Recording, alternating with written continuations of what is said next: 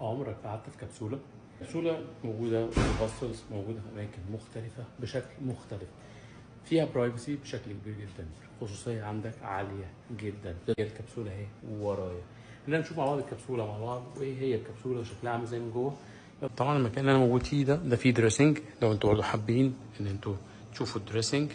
تمام، ده عادي بتقفل عليك ستاره. في لوكرز طبعا الناس بيبقى معاه، كل واحد بيبقى معاه القفل بتاعه وحاجته وكل حاجه، الموضوع بيبقى امان جدا. زي ما شايفين كبسول كتير جدا. في كمان هنا بنسيب الجزم بتاعتنا والحاجه بتاعتنا، هنا بيبقى فيه الحمام زي ما شايفين، وبيبقى فيه كمان الشاورينج موجود زي ما شايفين في الكابنز، كل حاجه كابنز كتير جدا.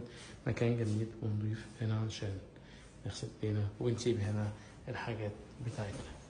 ده شكل الكبسولز، ده اماكن. دي الكبسوله بتاعتي